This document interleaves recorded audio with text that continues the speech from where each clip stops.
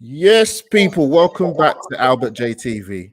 Friday night, is it Friday Night Live? Monday Night Live, isn't it? So if I get the Monday days night. wrong, look. People, we are back for a preview. Chelsea versus Arsenal. Hashtag London Derby. But before we get into it, people, let's hit that intro.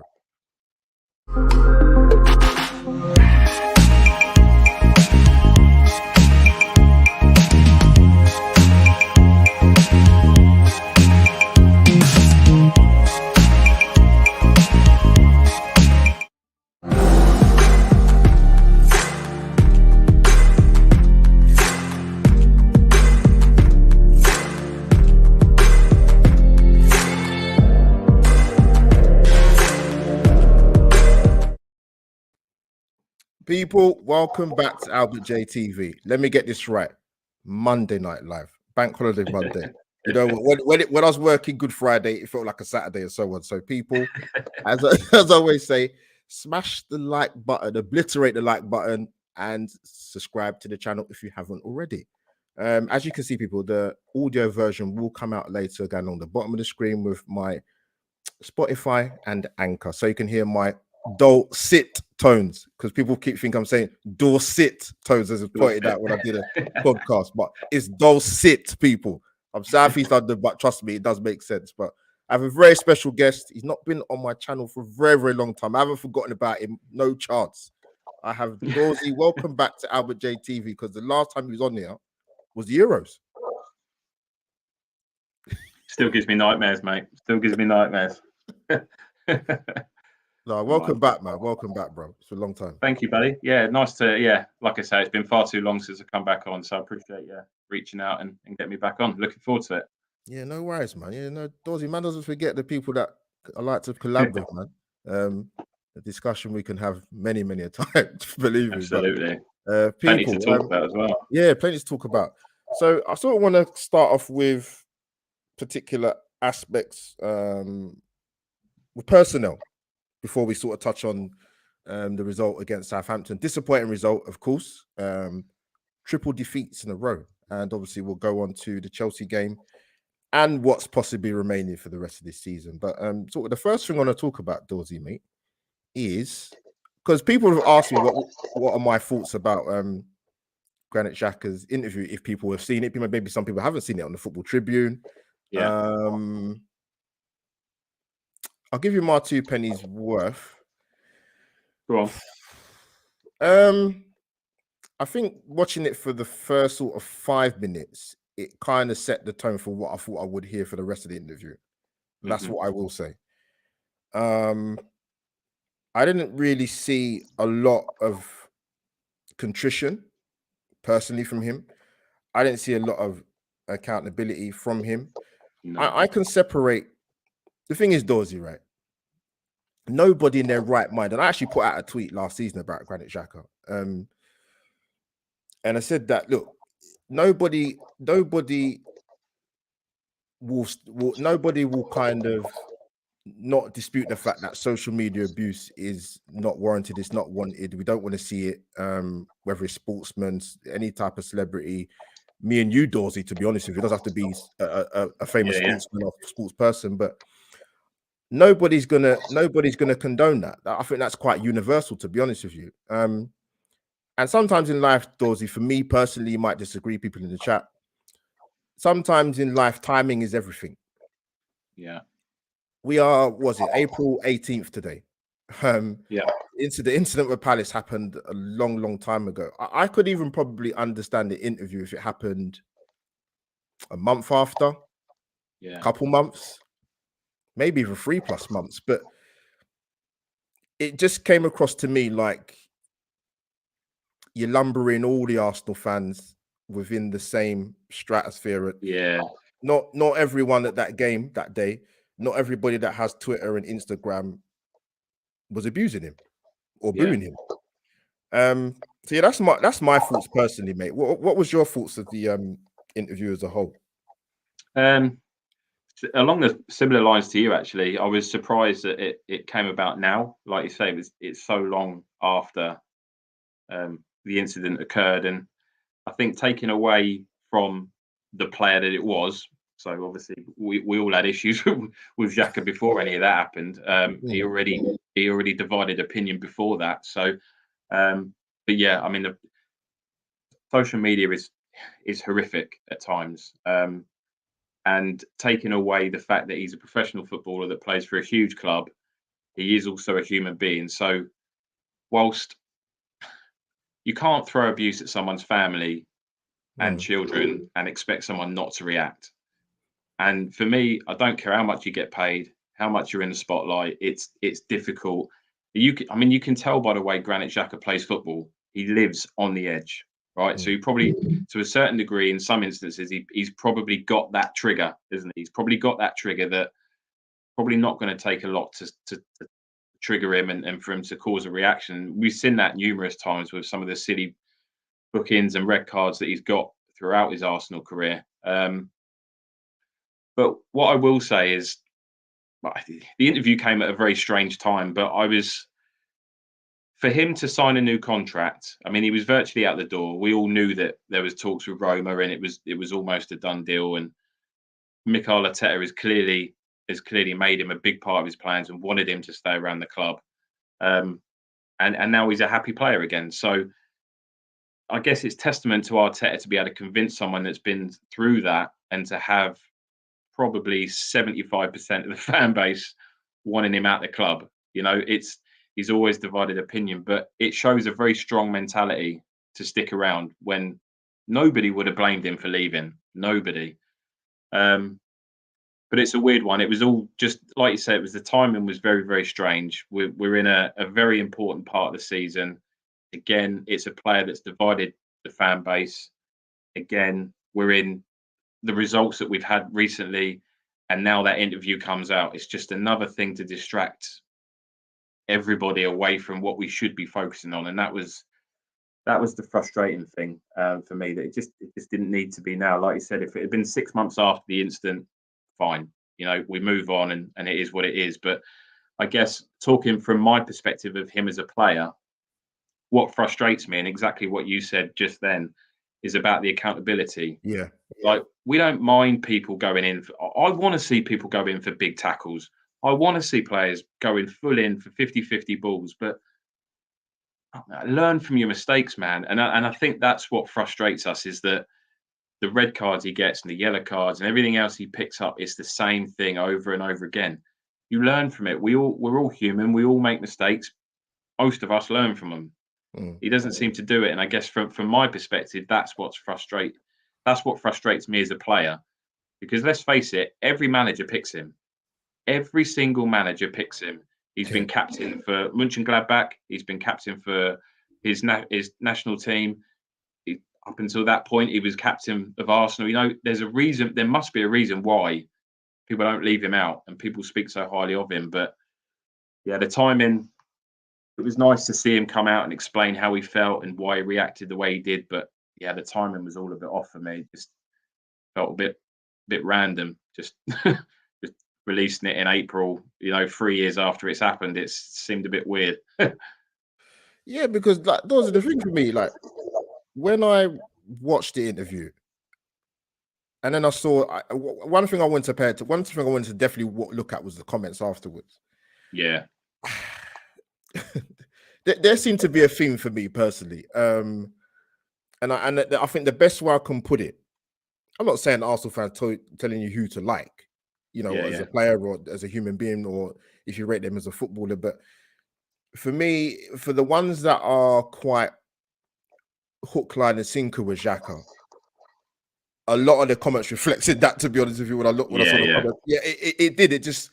Yeah, you'd have thought Michael Aspel interviewed him. I mean, I couldn't really, like I said, like for me, the accountability thing, and it kind of came across to me like I play a certain way, like it or lump it. Yeah, that's exactly what it was. And listen, people can pull out certain parts of the interview, but it's not. I'm not taking words out. I'm not putting words into his mouth. That's kind of the impression that I got from him. That's exactly what he said. Yeah, like, you're an experienced footballer and you've played in the country now. I think this is his 6th season at Arsenal. I thought you would have learned to at least tailor your game to not let your teammates down, because there's been too many occasions where he's done that. But like you said, Dorsey, and like I said at the outset, I thought the timing was very strange for that to come out. If it had been, like I said, 3-6 months after, then it's a bit different. But it's a lot of time has passed, and I think with him doing an interview as well. Let's just say for the ones that are not too keen on him, I'll put that as politely as I can. I spoke to a few people and they just said, you know what? To be honest with you, there's nothing he could have said or was going to say that is going to either change my opinion or make me look at him in a different way. I think people are kind of set. He's been here a long time. It's not like he's been here one season. He's been here 6 years. Yeah, he's not going to be a player that's ever going to win the whole fan base back. Never. Not in a million years. He's never going to be. And I think he pretty much said that in the interview, didn't he? He said, look, we ain't never going to be friends. We're never going to be best mates. But the bottom line is this is my job, and I'm happy in the country. His family's obviously settled. But yeah, listen, it is what it is, isn't it? But like you said, it was the timing that was very strange to me. I was quite looking forward to watching it and just listening to it and trying to pick bits out of it. His body language, the tones that he used, and it was the timing, like you said. It was just very, very strange. There was no benefit really. We're never going to forget about that instant. No one does that to the fans and will ever live that down. That is there forever, and that's going to probably be in 20 years' time when people talk about Granit Xhaka. It's going to be, oh, you remember that day when he pissed off the fans and threw his shirt, all of that sort of stuff. That's going to be the one thing that's been a kind of, that's a stain on his Arsenal career, and that's never going to go away. So it didn't feel like there was any benefit really to us as fans. Like you said, there was nothing that he was going to say to us that would think, oh, all right, let's give him another chance. But he obviously wanted to get it off his chest, and kind of just explain his reasons behind some of the actions and some of what he does. And I guess he wants us to understand a bit more of how he is as a person and a player. But like you say, he's been in the country a long time, man, and he just constantly makes the same mistakes over and over again, and he costs us. He does. But on the flip side of that, there's obviously a reason why every manager picks him. If he's banned, he gets picked again straight away as soon as he's back available. If he's injured, as soon as he's fit again, he's back in the team. And every manager's done that. So that can't be. That's not just Arteta. That's Emery. That's Mourinho wanted him for obviously for reasons. It's strange because I guess most of us don't see it. It's an odd one though, Dorsey, because during that interview he was talking about like the relationship with the fans, and again, to me, it comes back to the timing thing. Yeah. If you're going to turn around and say that, it's too far down. It's too far down the line to talk about the relationship with the fans. Yes, whatever other relationship you had in Germany with the fans, but in England, like, it's, to me, like I said, I think the timing is just it's taken too long, and I just think you're at the stage of your career now at Arsenal that I don't think you're going to get that back, mate. To be honest, I don't think you're going to get that back. No, it's he's burnt his bridges with a lot of us, and then it's I can see the good points that he brings to our game. I think he's put in some really strong performances this season. I think he's obviously building up a decent relationship with Partey. He'll do a job at left back when Tierney's not there, even though we should be playing our other left back there, but we don't seem to want to do that. Yeah, exactly. But that's a different conversation. But he doesn't complain about playing there. He goes in and does a job, and I think it is what it is. We all understand what we get with him now, and I think we've kind of just accepted the fact that he's going to miss a few games every season for as long as he's here. We're never going to like him. Yeah. But hopefully he can come in and do a job, and that's kind of where we're at, I think. So no, fair play, Dorsey. No, fair play. Yeah, I enjoyed watching it. I must admit, I enjoyed listening to it and just to pick the bones out of it and just to see what it was he was trying to get across. But very odd timing with 7 games of the season to go in, arguably our most important part of the season for how many years. Yeah, I think for fans to talk about, but No And now worries. we've got another thing to talk about as well. We have. No, Dorsey, Yeah. thanks, man. Good to get your opinions on that, man. Yeah, no worries, man. Let me go to the chat quickly. I think my Tottenham wife has arrived in that. Yeah, she has. Yeah. Oh, Holly, we laugh. What she say? I've stopped coming up. The comments not coming up fully, but yeah, basically what he said.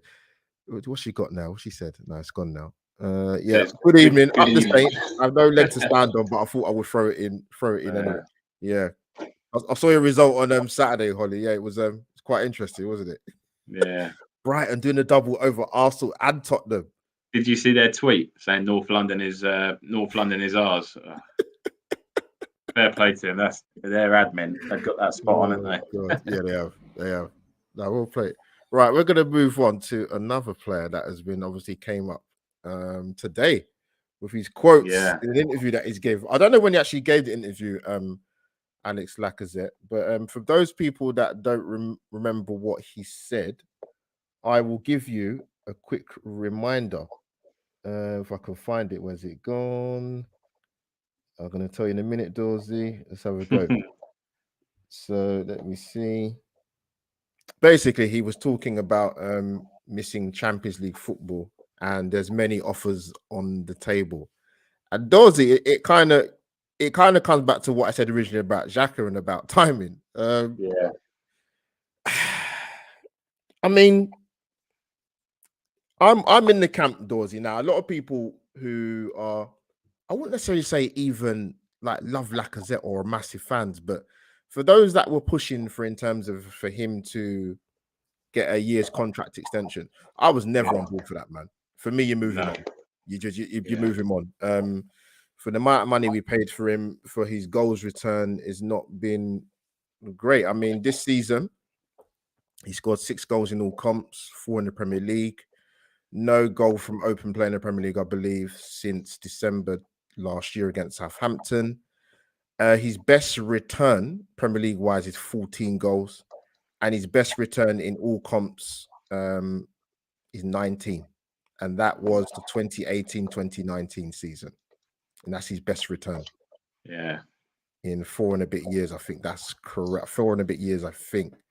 So Dorsey, yeah, I mean, I know some Arsenal fans were outraged when they saw the comments, which I do get. I'm not going to try and say that they shouldn't be outraged, because to me, he doesn't want, to me, I would say to some of the Arsenal fans that have said we should give him a year contract extension, my argument to that is, why would you want to give a contract extension to a player that doesn't want to be here?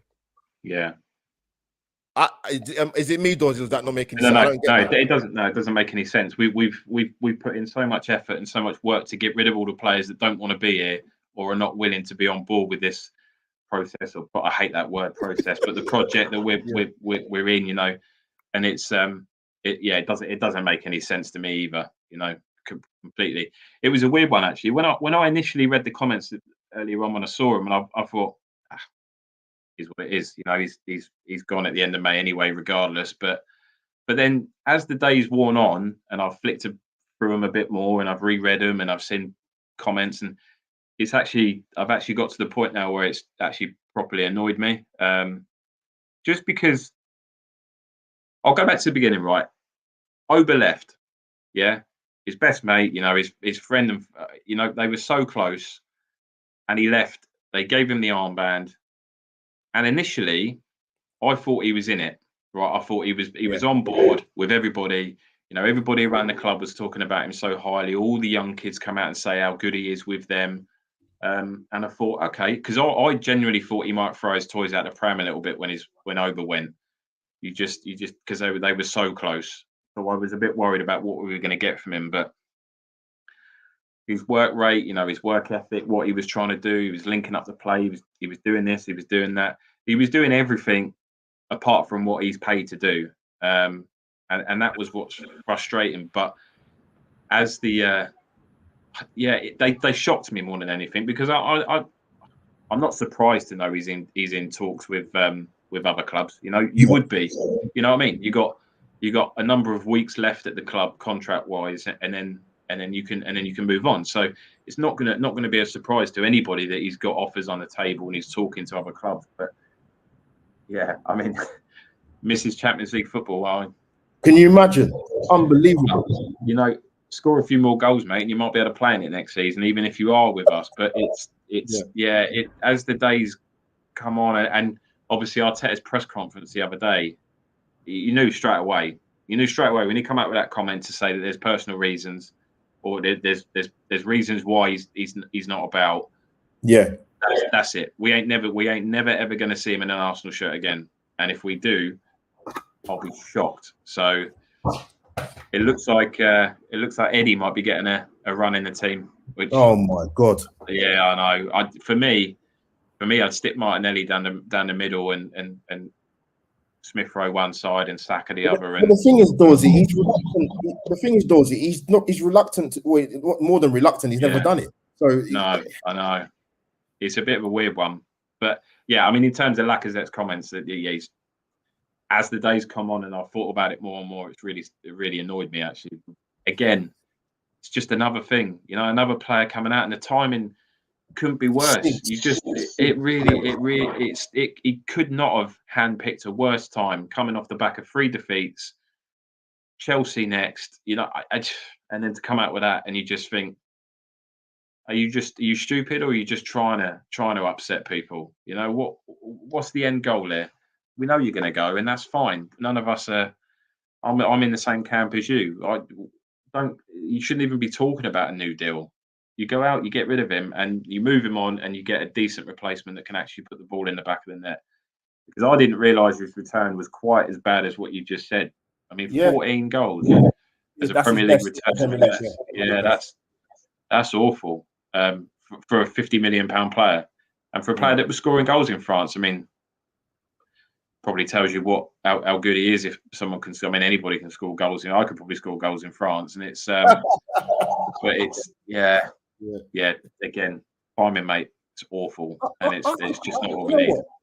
I could even understand, right, if you had a situation where, like with Hazard at Chelsea, right, he was in the prime of his form, and there was rumors and links that he was going to leave, but he was playing well.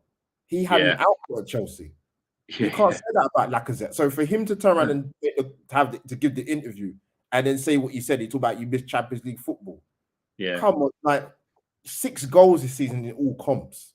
Yeah, I think I see a tweet earlier, something along, I can't remember it word for word, but it was something along the lines of, you can't score against Brighton and Palace, but yet you want to play against Bayern Munich and and all that lot and expect to score goals. But do you know what I mean? It's when you've got 6 months left on your deal and you know that you're going to be at a club until the end of the season. Yeah, that is the time you put yourself in a shop window and you make yourself look as good as you possibly can.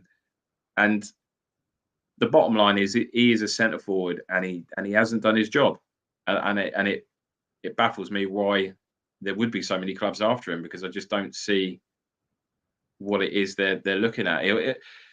He'll probably end up back at Lyon. That's where he's from. That's where he is. And I saw some of the comments around possibly going back to Lyon, and I mean, that's cool. Just go back there and we'll all move on. But yeah, shocking timing again. It's just another thing just to rile up the fan base, and another reason.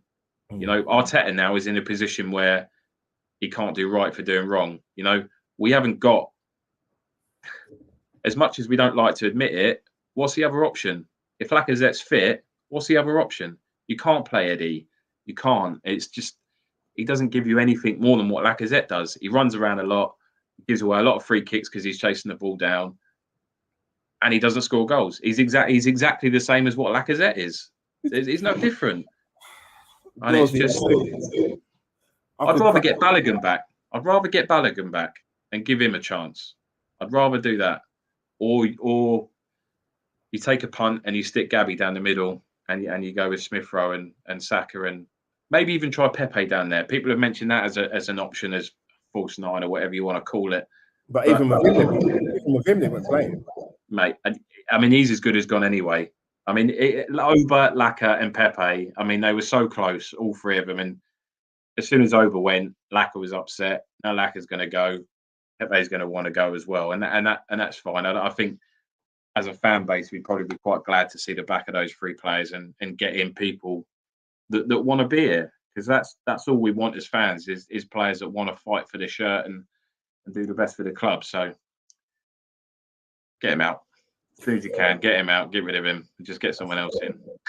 It's mad. I don't know if you can hear echo from my end doors or not. I can hear a tiny bit, but I can still hear you. No, I'm okay. I've moved my phone just in case it's that.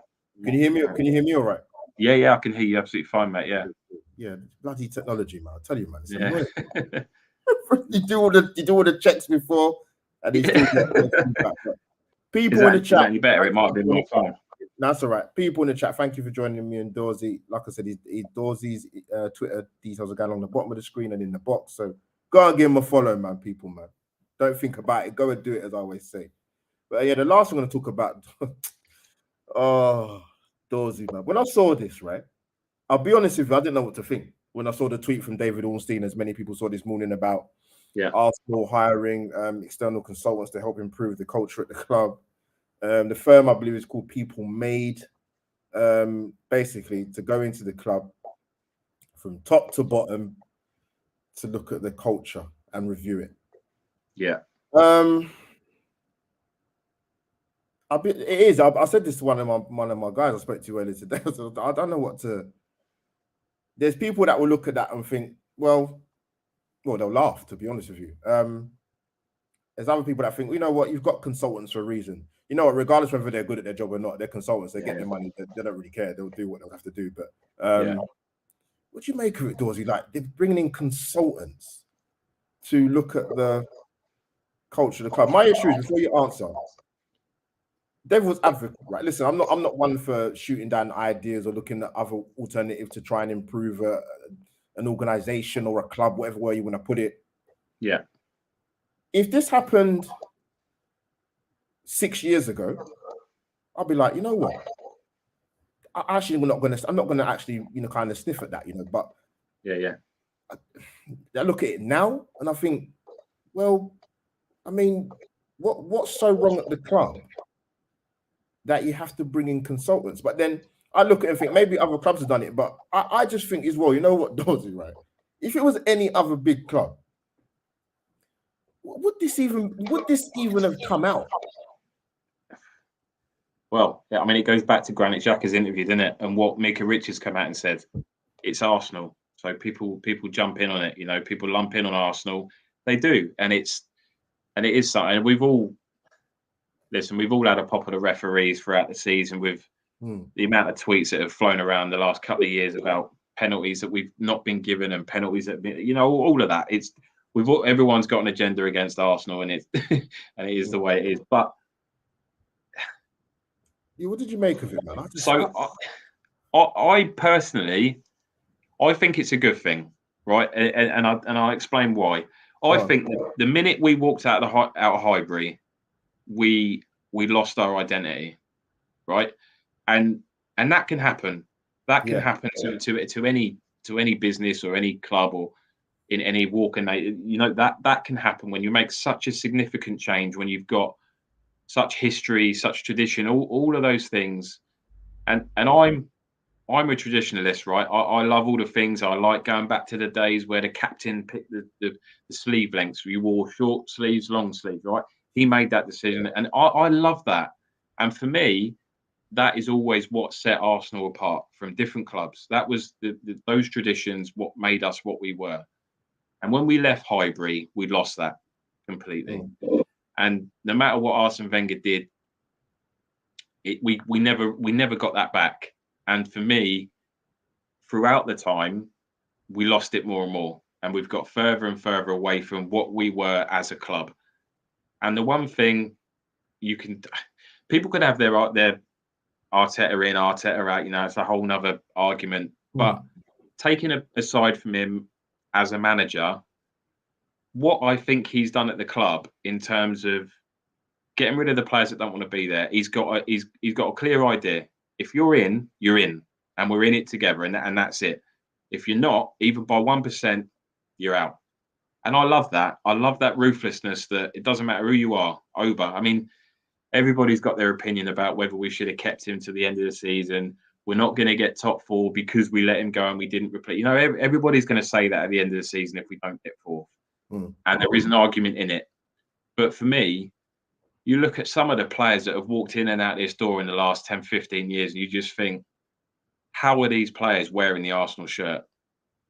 People like Mustafi, all of these players that, and I mean, you could list 20 of them off your head straight away, players that just do not deserve to wear that shirt. So, taking aside of his capabilities as a manager, I think what he's done is he's trying to bring the identity back to the club. We've all seen little bits around the stadium where he's put up quotes, he's put up pictures, he's come out, he's done interviews, he wants to get Arsene Wenger back involved.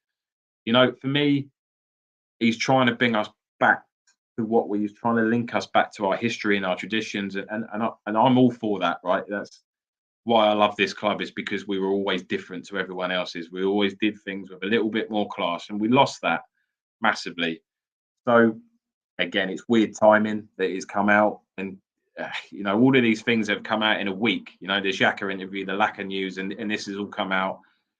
It's not what we need at this point in the season with what we're trying to achieve, but I think it's a good thing. I think anything that can improve a culture, you want happy players. You want players that feel comfortable in and around the team, in and around the manager, in and around the club. So I think it's a good thing, but it's just a bit, again, it's a weird announcement to come out at this point in time. But yeah, for me, yeah, I like what Mikel's trying to do, and I like the ideas. We've got such a history, and we've fallen away from that. People forget about it, and it's about time that we remember just how big and how special this club is, because everybody's forgotten. We've all forgotten to a certain degree. So I'm all for it.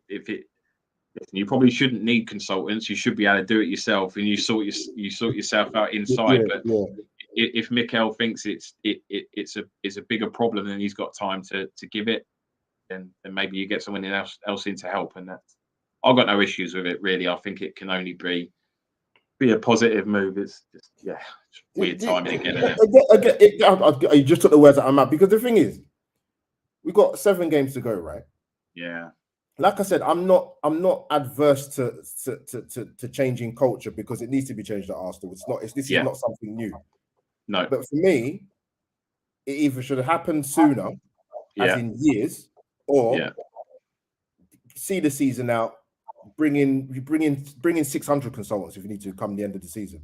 But I just think now, like you mentioned with the Xhaka thing, the Lacazette interview today, Arteta, we'll touch on Arteta a little bit more anyway. Again, Dawes, I think for all 3 things I've put to you, man, it's timing. I mean, to be honest with you, that is the last thing I would have thought of that would have come out about Arsenal. Particularly for David Ornstein to tweet it as well. I'm like, I had to look twice. I said, is this April 1st? Yeah. I think at where we are in this season, we've got bigger fish to fry than worrying about that. Listen, we don't know when they've come in. They might have come in. They might have come in 3 or 4 months ago, and now the story's broke. But 100%. Well said, but I think Mikel. Listen, we all saw how deep rooted the problems were when he first took the job. So I'm with you. You do it straight away. You get in there and you say, "This is the culture. This is what I want back. Come in and help us achieve it." And you do it straight away. But again, it's just odd timing. But it can only be a positive move, but it's just another thing that just gets fans divided. It gives another thing for people to argue about. It's stupid. Why do we need to do this? We should be building a winning mentality.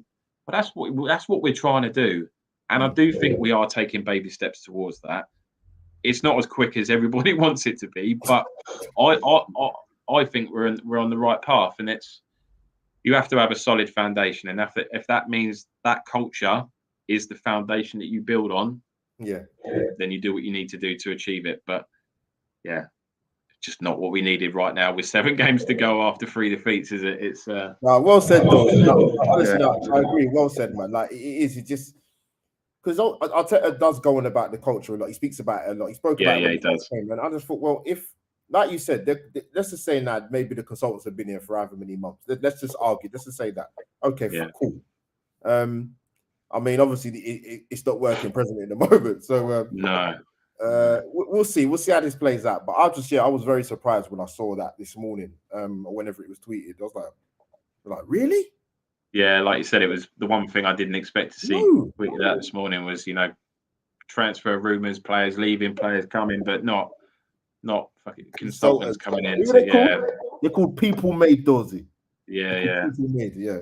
I've never heard of them personally, but yeah, I mean, they must be they must be all right, I guess. But My culture's fine, mate, and no issues in my culture. No worries, man. So let's move on to I just sort of ask you about Southampton. Now, I thought I was going to miss the game actually because of work, but luckily it wasn't too crazy Saturday, and I wish I'd stayed at work, to be honest. Yeah. But when I finally got a link to watch the game, but Dorsey, listen, man. Like people say, there's no easy games in the Premier League. I get that. Other people make them look easy, though, don't they? Yeah, they do. They do. Absolutely, man. Like, I mean, Southampton have been on a wretched run of form before that game. I think they had 1 in 5. They conceded 19 goals in that time. They got absolutely slaughtered against Chelsea the week before. Me personally, going into the game, I know a lot of Arsenal fans that went on Saturday, they were not confident. No.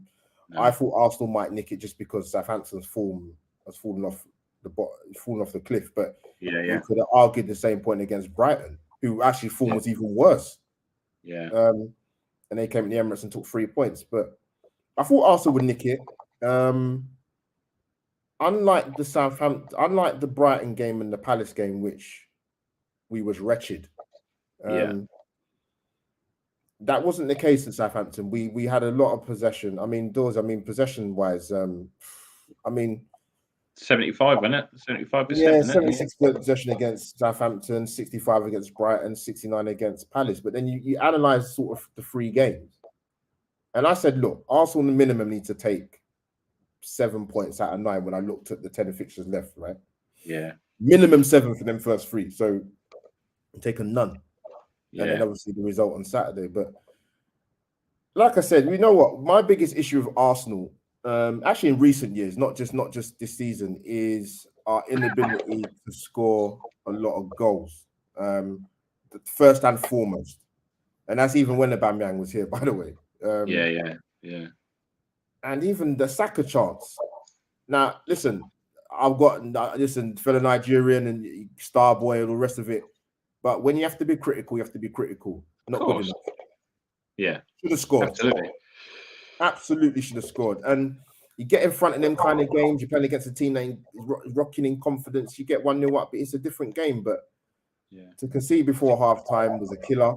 So what did you make of the team lineup firstly, and also sort of going into the game, mate? Yeah, so I'm lucky enough I didn't watch it. Right. I watched the Palace game.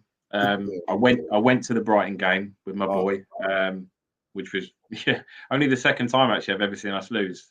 Quite frustrating that was, but I did watch the highlights on Sky Sports, and I obviously saw the stats of the game. Yeah, I mean, listen, if that Saka chance falls to anyone else, if that falls to Laka, he's getting hung, drawn, and quartered. If that falls to Xhaka, he's getting hung, drawn, and quartered. Listen, he's a young player, and we all worship the ground he walks on. So it is what it is. He's going to learn from that. But he'll be the first one to admit that he should have scored that. And he's a very, very switched on kid. He's very humble, and the club means the world to him. So he'll be absolutely devastated that he missed that opportunity, and it's a shame because, like you say, you get 1-0 up against that. And it is a completely different game. But what I find, it's only Arsenal.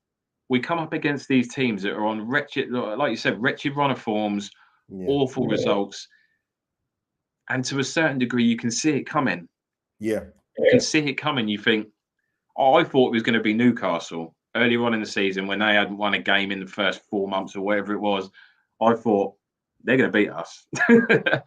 Thankfully, they didn't. But I looked at Brighton and I thought, I don't know what it was. I had a bad feeling about Brighton. And I knew Palace would be a tough game. because they're a good side, and Vieira's got them. I mean, they were decent yesterday as well against Chelsea. Again, they had chances. They had chances. Yeah, and I said it on Rich's show at the end of January when we looked at the transfer window, and I said, look, what we've done, in my opinion, is the right thing. We get rid of as many of these players that we want, so we've got a clean slate come summer.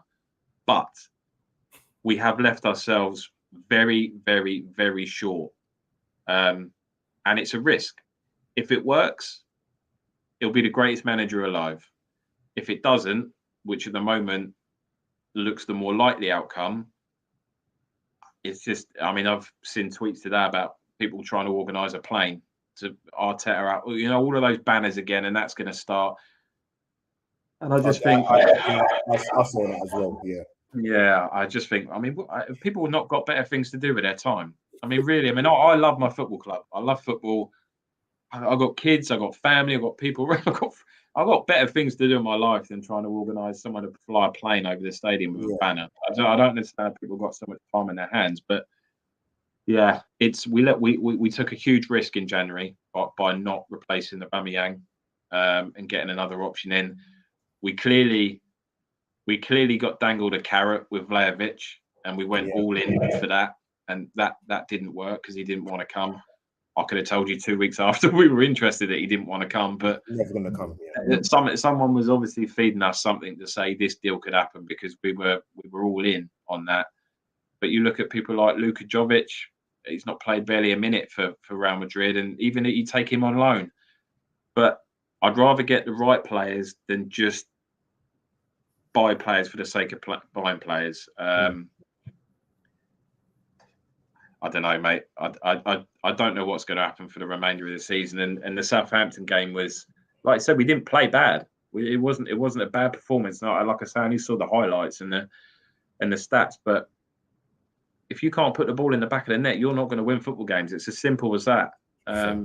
It's not rocket science. But I think, like Arteta or not, he's clever enough to know that we don't score enough goals. You know, I think I saw a stats chance create or big chances taken or created or something, and we were 13th, 14th in the table. So I think we create enough chances, but we just do not take them. And you can't rely. Dorsey, let me give you a rundown, sort of the last few Premier League seasons we've had. Yeah, go on. So this is back to Leicester when Leicester won the league, I think it is. Okay. 14-15 season scored 71. 15-16 season we scored 65. 16-17 77. 17-18 season, Wenger's last season, scored 74. Emery's first season we scored 73. Emery, then obviously Arteta 2019-2020 we scored 56. Then last season 55. We are currently on 45 goals in the Premier League season, which is considerably low. And I can't right now. I can't see us scoring another 10 goals between now and the end of the season. No, I can't at all. It just goes to showing it's like goals against when it's got less, but it's. I mean, at the moment we've conceded 37. I'm not being funny with our remaining games. Last season we conceded 39 goals. So we're not gonna stay below that. I don't think personally, unless we have some miraculous Franco Baresi, Donadoni Italian back for early 90s defense in Arsenal. It's not going to happen. So the goal scoring thing's been a worry for me for years, Dorsey, mate. For just like I said, reading off the last 5 or 6 seasons and 45 goals, man. That's why I think a lot of people come January and Dorsey, I hear the reason about we don't want to make the same mistakes from before, but for me that's not good enough because we went into January. Bear in mind we scored 1 goal in 5 in all comps. We got bumped out of both cup competitions in the same month. We knew we were struggling to score goals then. And we rolled the dice and brought no one in. Listen, we should have brought someone in. Madness. Let me make that perfectly clear that even if it was, I think what I was trying to get across is that I didn't want us to sign maybe a permanent striker. But the fact we brought no one in was verging on criminal. The fact we didn't bring anyone. I just think it's mad that, like, the whole, like I said, we came into New Year's Day against Man City. I was at that game, good game of football, but unfortunately we didn't get the result. Yeah. We came into that game, month, in a position of strength. Yeah. Now, I've never seen a transfer policy like it, and I'm sure you haven't, where you have so many players outgoing, you don't bring any monetary value in. Yeah. All right, yeah, you save 25 million quid in the wages. Where's that got us now? Yeah.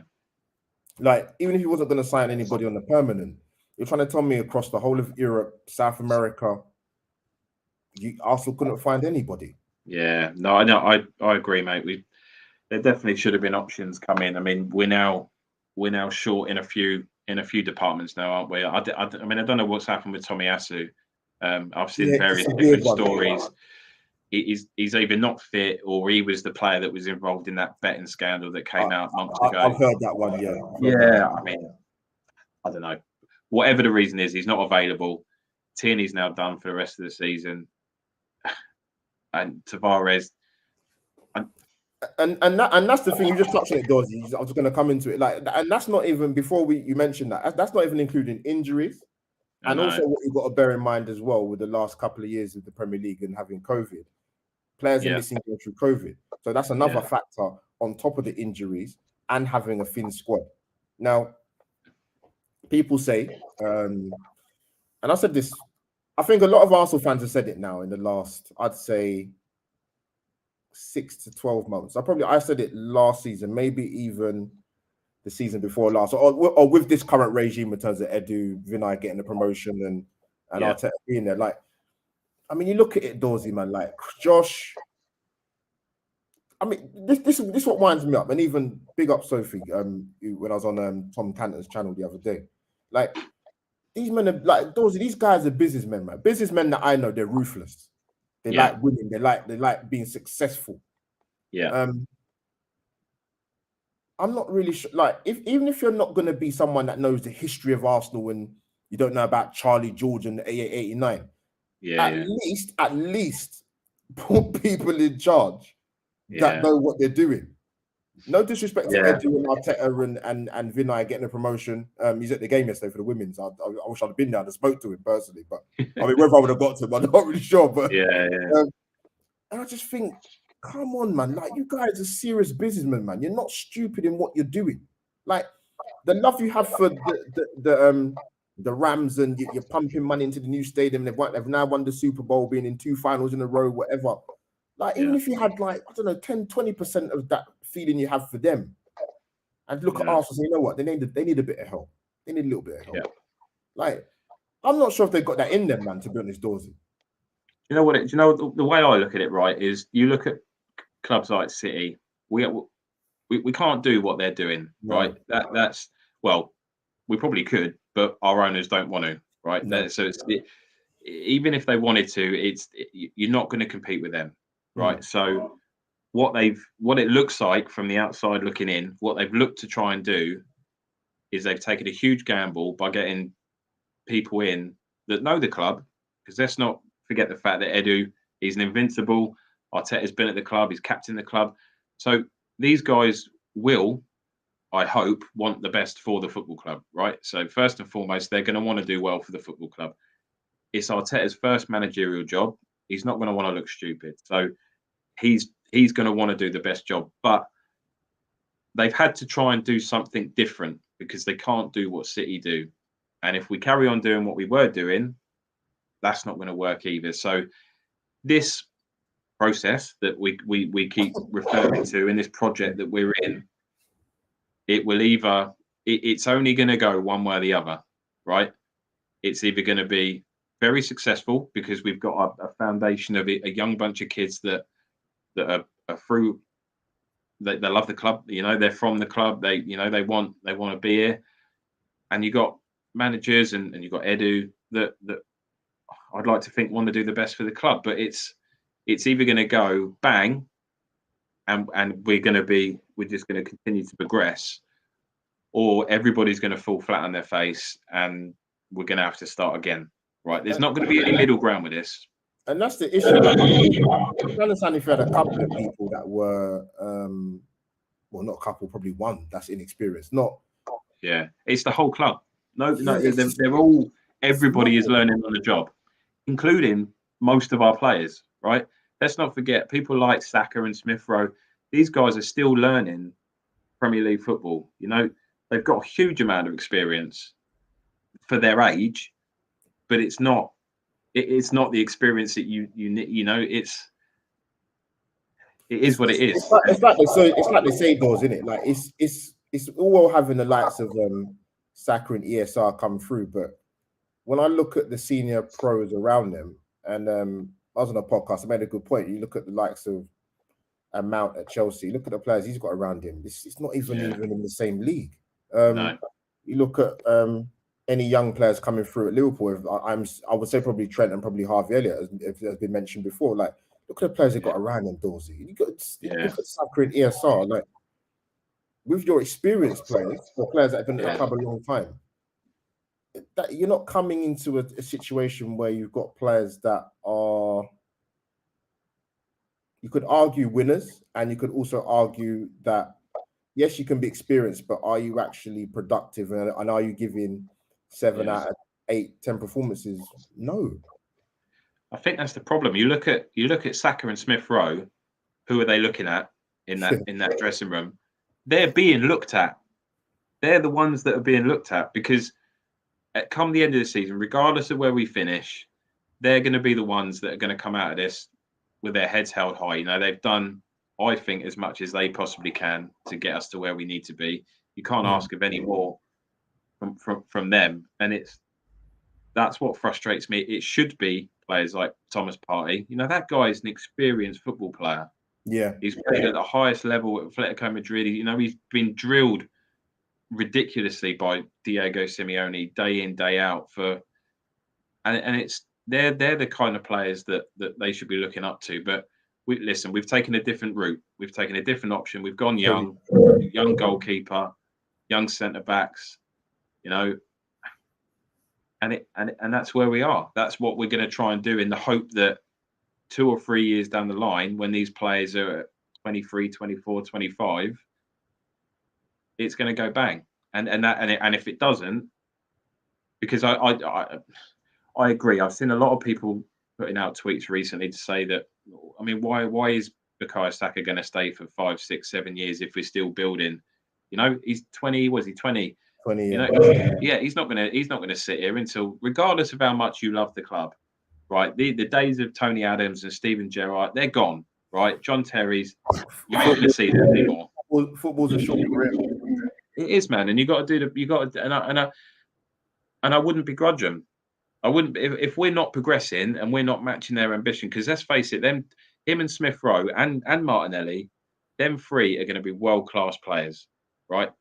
Make no bones about that. Them three are going right to the top. So it doesn't matter how much you love a club. If you want to win trophies and they're not going to stick around, it needs to happen.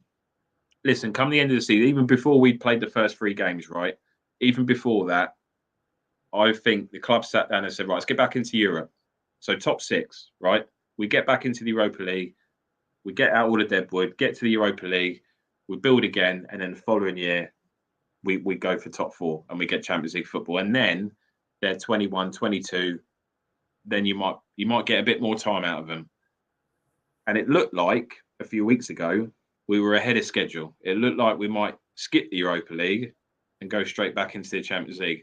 And change pretty quickly. Yeah, it can. And we weren't ready for the Champions League. It doesn't matter how good some of these players are. People like Smith Rowe and Saka, I don't personally think they're ready for the Champions League. And we're as a club, we're not ready for the Champions League. And I'd rather not be in it. I've had enough years of being battered 10-2 by Bayern Munich and 4-0 by Bayern. You know, I don't want to go back to that. I want to be able to compete. So if it means we build slower, then that's fine. But it's a fine balance between it dragging and we're not progressing, and we just need to see what happens. I don't think we'll get top 4 now. I think we've blown it, unfortunately, with the games that we've got left. I still think Tottenham will drop points. I still think United will drop points, but I just think we will with the games that we've got left. But we'll probably touch on that in a minute. But yeah, as I called it, man, the bottle job top 4 race, man. So we're gonna come to this. Nobody wants it, does they? It's a Dorsey. What do you say to the people that go, for example, right, with Arteta, right, that we knew we had no European football for the start of the season. Yeah. As I alluded to earlier, we got dumped out of both cup competitions in January. Yeah. 1 game a week. And when do you think it gets to the point where we turn around and go, oh, you know what, he's making the mistakes he's making because he's inexperienced? Or when does it get to a point where it's not that and he's not learning and he keeps on making the same mistakes? Because there's a big difference between the two things I'm saying. Yeah. Because it's going to get to a point where, because listen, the way it's looking, he's going to, I've said it, I think, quite a while ago, he'll probably be here for another 2 years. So, yeah, going this next season will be his 4th season. So you're talking, what, 4/5 years. When does that, I know for some Arsenal fans, that's already gone. For their own personal reasons, they've never liked this guy. They didn't want him there. Okay, we're not going to get into that because we'll be here all night. But like I said, 1 game a week, man. Other teams have been slipping up. We won't get top 4. I don't think that at the start of the season anyway. And the reason why we might get top 6 is just because the West Ham not seeing it through. Obviously, they got a point yesterday. But the difference between us, Tottenham, and Man United is Harry Kane, Heung-min Son, and Cristiano Ronaldo. They have got gunmen up front. Yeah. We saw. So kind of a bit of a loaded sort of question, but in terms of Arteta, has the excuses? Forget the boards in terms of what you've seen with him, and like I said, I mentioned before, I look at some of his post-match interviews in recent weeks. He looks lost, man. He looks someone that's not clueless, but he looks like he wants to rinse the players in public. He just won't. He probably won't do it. But I just look at a man that looks forlorn, man. So year 1, nobody saw COVID coming, right? He's walked into the door for the first time as a manager of as a head coach of a football club, and then he's had to deal with a global pandemic. Yeah. Right. So year 1 for me was a gimme. Right. I writ that off straight away because that was a lot for anybody to cope with, regardless of experience or anything else. So I kind of writ that off. Year 2, I knew looking at that squad there was going to be a lot of outgoings, and I was hoping a lot of incomings. I knew that squad needed to be completely revamped. I knew that there was players like Ozil, like we touched on earlier, Mustafi, Kolasinac, all of these players, right? These players needed to go. So I knew that squad overhaul was probably going to take 12 to 18 months, right? To get rid of that, get out of those players and get a basic foundation of the players that he wants in, right? To come January, summer window and January, he's done that now. Right, he's got rid of all the players that he wants to get rid of. The only one, I mean, I read somewhere earlier about another 10 players going. Bellerin's going to go. Lacazette's going to go. There's still going to be a significant amount of players that are going to leave this club. People that are out on loan. Reece Nelson's probably not going to come back. He'll end up somewhere else. Maitland-Niles. So there's still huge changes that are being made with this squad. But for me, I said this year and next year. So this year and next year, we're going to be the 2 years that I'm properly going to judge him, right? So this year, because he's basically got rid of most of the players and he's starting to build his own squad, I think the squad's going to look like a completely different squad come August next year, right? Or this year, sorry.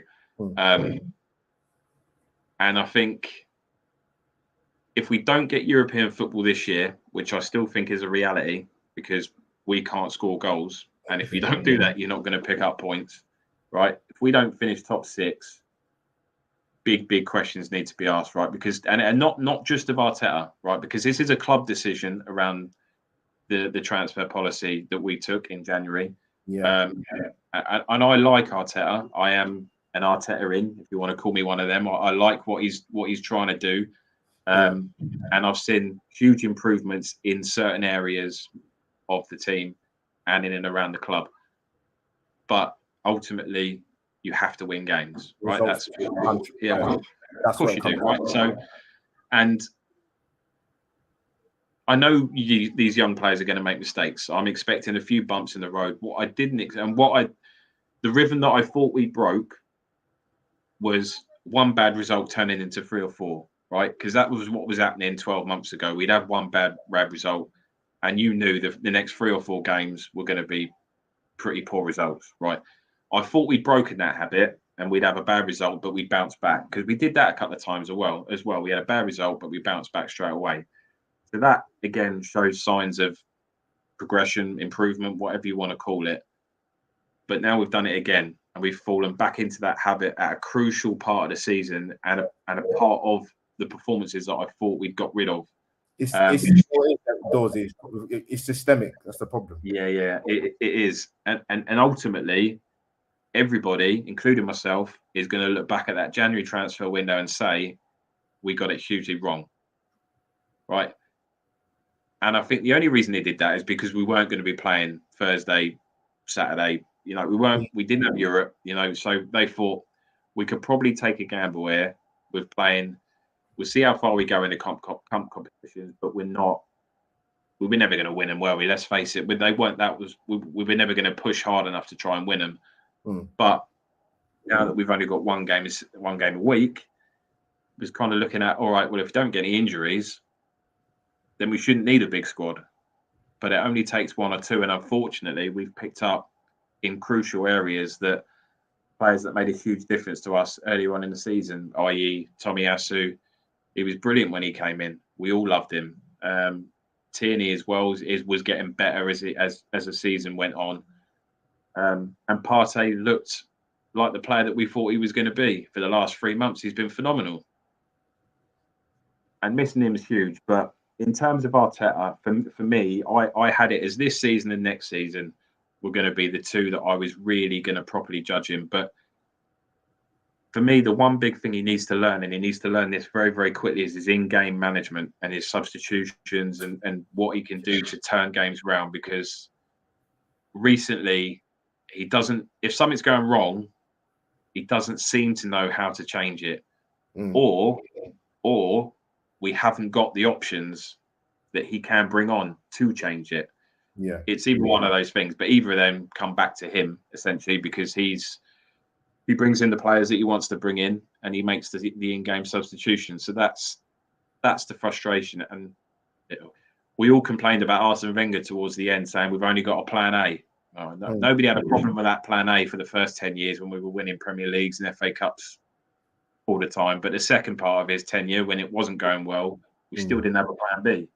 And then it became a problem. And I'm hoping that's not what I'm looking at now. I'm hoping it's more because we just haven't got the options to change games. But for me, yeah, there's certain things that he's doing over and over again. We just think, come on, mate. We all know and we can tell you're a smart bloke.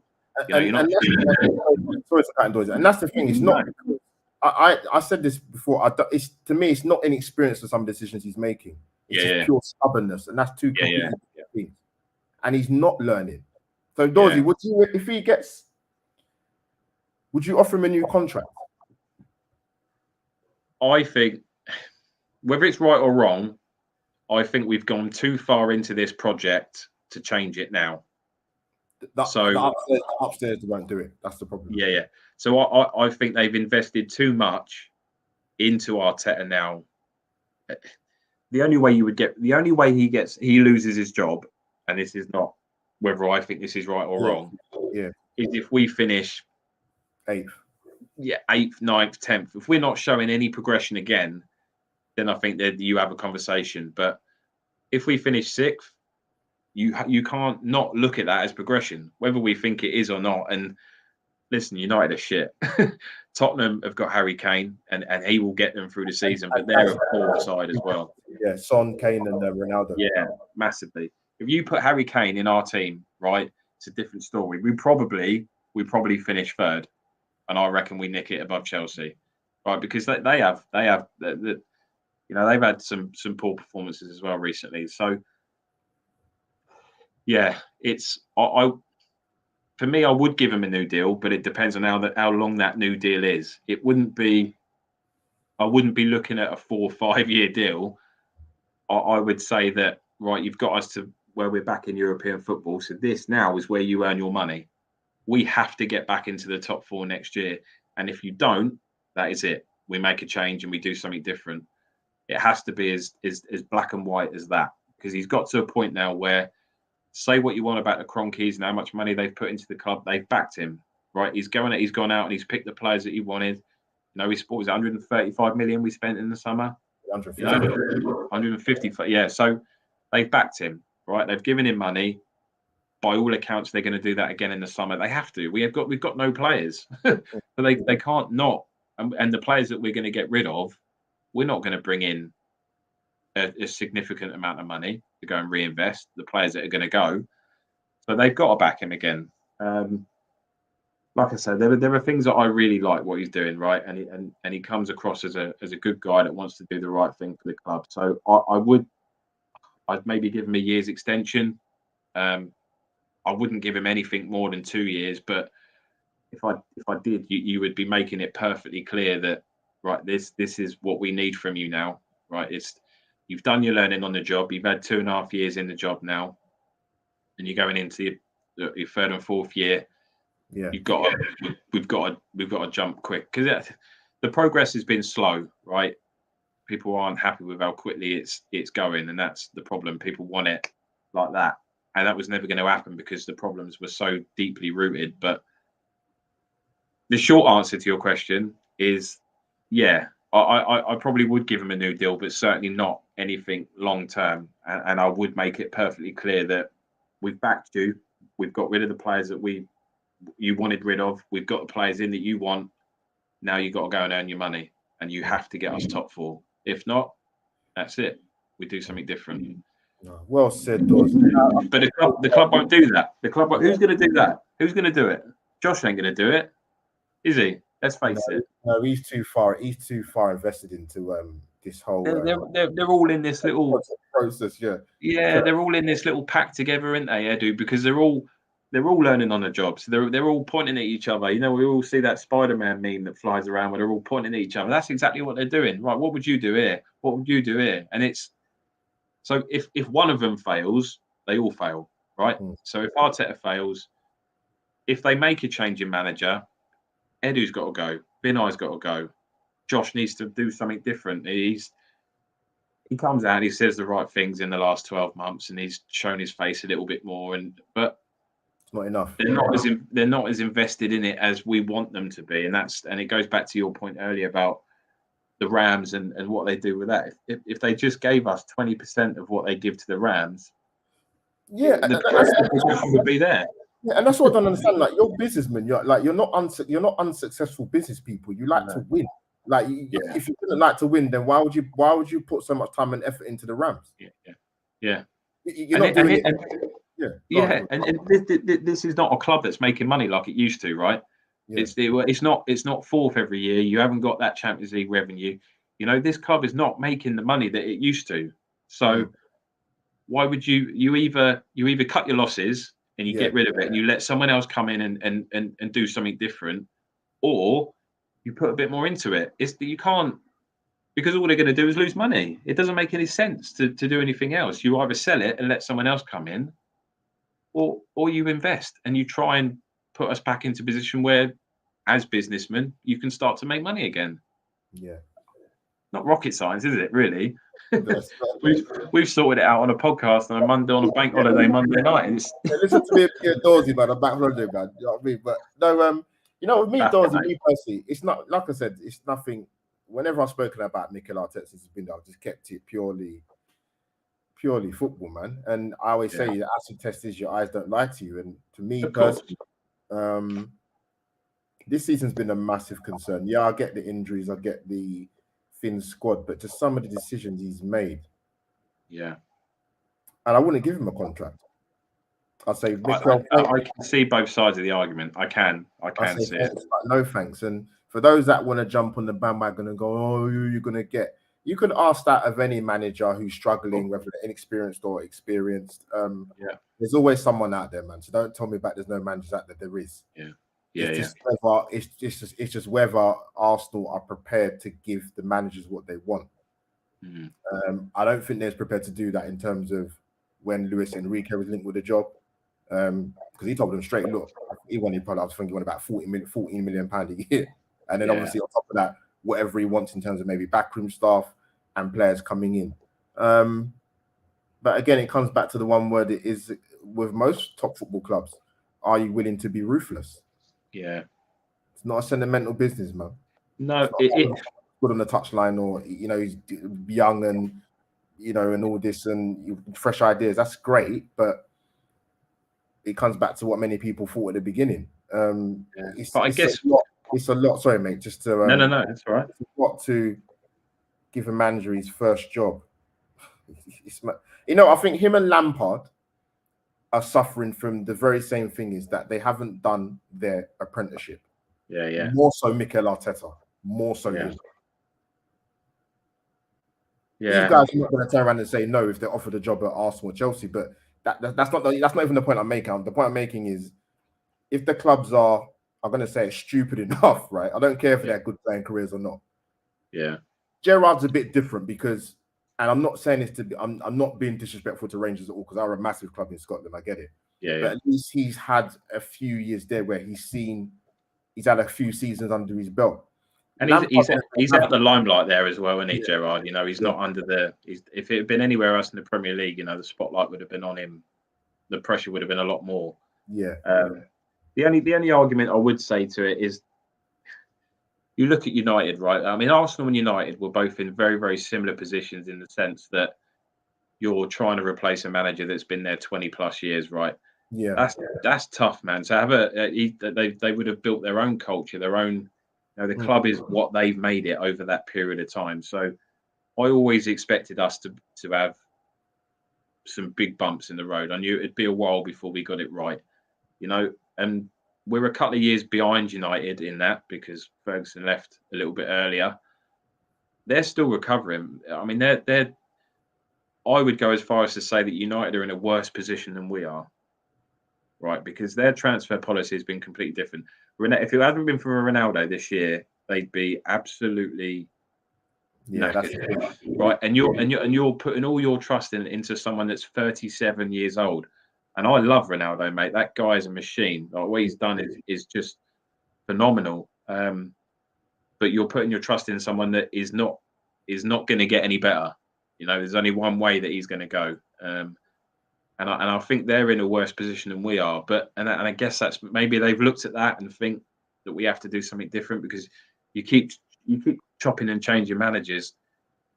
You have to have a bit of luck for it to work, because you either stick with someone for a bit of time and let them try and build something, which looks like what we're going to try and do, or you keep changing in the hope that you bring someone in that's going to get it right, because United haven't. And Hentag, by all accounts, I don't watch a lot of Dutch football at all, but by all accounts, people talk very highly of him. Yeah, he's someone that maybe Arsenal would have wanted to. Yeah, but it's just a shame. Sorry, it's just a shame we didn't get Klopp. That's the one for me. If we'd have been a couple of years earlier, then maybe we could have done that. If you look at the job that he's done, I mean, Liverpool weren't in a good place when he came in, and people again compare what Liverpool and Arsenal were, and we say, well, let's try and copy the blueprint that Liverpool did to get us back to kind of where they are now. The difference is they've got a very experienced manager, and we haven't, and you can't copy a blueprint if you haven't got the same people that are trying to implement it. So it's going to work or it ain't, mate. It's it's very, very black and white. It's we're either going to get it right and we're going to give him enough time that he can do something special, or we're all going to look very stupid and we're going to be starting from scratch in a couple of years' time, probably. No, I couldn't tell you which. I couldn't tell you which one it's going to be, unfortunately, mate. No, right. People, respect to people. Go on. What I will say, and it's only just very quickly, this is as emotionally connected that I've been to a set of players for a long time. For a very, very long time, right? So we all have a pop at Arteta when he needs to be criticised, and that's all well and good. But Arteta's done that, right? He's brought in the players that are showing fight, showing desire, showing they want to do well for the club. So I guess he's doing a better job with the things behind the scenes than maybe he is on the pitch. And I think I think it's a bigger package than what you get with Mikel, because he's trying to bring back. He's arguably trying to do more than one job, and the one he should be focusing on is winning football games, and that's where it's falling short at the minute. Touch wood, will get it right. Touch wood. Yeah, definitely touch wood. Bloody hell. Yeah. One more thing before we sort of depart. Yeah, the score predictions for Wednesday. So we've beaten Chelsea twice, I think, in 10 years at the Bridge, actually. Last season. And when Van Persie got a hat-trick in 2011, 5-3. Yeah. Twice. So our records are great there. What's your thoughts, man? Score prediction-wise, mate? Tough, isn't it? I can't score. First of all, I haven't got no idea who's playing up front, right? First of all. So, and even if we did have Eddie or Laka, or they can't score goals anyway. I think that's the problem. I would be going into this game a bit more confident 4 weeks ago when we were playing well and scoring goals. But I have to be. I always try and look to be positive. It's hard. I can't with this. And I would probably think that we're going to lose 2-0. Mark's gone 4-1. Jesus. I mean, the fact he's got us scoring a goal is a miracle, but it's not great. I think it could be 2 or 3-0, unfortunately. Yeah, it's not. I can't say it's hard to go there with any type of confidence. Even with the run of 10 games left, I said Arsenal with the West Ham game, with the Tottenham game, United and Chelsea game, Arsenal have to win at least 2 of them games. And what I've seen in the last 3 games, 53 attempts at goal, people, 1 goal. Going into the Chelsea game, so we won't have. Unless something clicks, mate. We're going to really struggle to score goals against them. They've been a bit hit and miss recently, but they're a good side with a good manager, and it's I can't see anything other than a 2 or 3-0 defeat, unfortunately. Oof. I'm gonna be generous in that. It's not even being generous. I think we'll lose 2-1. We'll lose 2-1. We might get gifted a goal. Lee's being positive. I think he's being positive. I'm not sure. I think so. He is 3-1 to Arsenal. Listen, football, like Jimmy Greaves said many, many years ago, football's a funny old game, but I'm not sure it's that funny, mate. No. But you know what? It also wouldn't surprise me if we went and beat them. That's what Arsenal are. They are that enigma, if you like, and it's we lose games when we're not expected to lose them, and then we win ones when we're expected to lose. But I can't see us getting anything against Chelsea. I'm not too confident with that. No. You going to the game, Dawsey? No, thankfully I'm not. I don't get to go as much as I'd like to. I've moved house, so I'm a lot further away now as well. But, of course, mate. Yeah, I'll be there for which I'm actually not looking forward to now. Just a few weeks ago, without the injuries, but the dynamics changed. The dynamics changed massively for me. Yeah. So it's not looking good. But Dawsey, man, I want to thank you for coming on, man. It's been too long, man. No, pleasure, man. It's been great. It was some really good topics to have a bit of a chat about, and never boring talking about Arsenal, is it? Whether it's positive or negative, it's always interesting. So it's an easy topic to talk about, but it's always a pleasure to chat to you, mate. And I appreciate you reaching out to get me on, mate. So we won't leave it a year. It was before we do it again. Much love, man. Respect to the people in the chat as well. This late, was it 20 past 10 now? Bloody hell. But yeah, smash the like button if you're already, and come and follow my guy Dorsey on his Twitter handle, which I'm going to put along the bottom of the screen, and it's also in the box as well. So people, yeah, that's match preview done. It's not fun to be an Arsenal fan at the moment. Big up, Mark. Thank you, mate. Nice one, bro. People in that was in there as well. Holly and Keith and Lee was in there. So big up to you guys as well, man. Who else is it? Did I miss anybody else out? Yes, I missed out. Moss Sports Talk. Cheers, bro. So yeah, people, big game on Wednesday. When I'll be doing a match preview for United on the Wednesday because I couldn't fit it in any other time of the week before people start thinking, oh, we got Chelsea. I'm like, yeah, but people have lives outside of YouTube, so I need to check. But yeah, that's why. So next time Wednesday, you'll see me with Jake Clegg, Arsenal Analysed.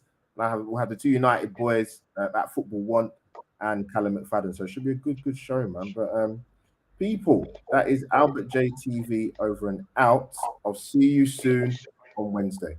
Peace out, people.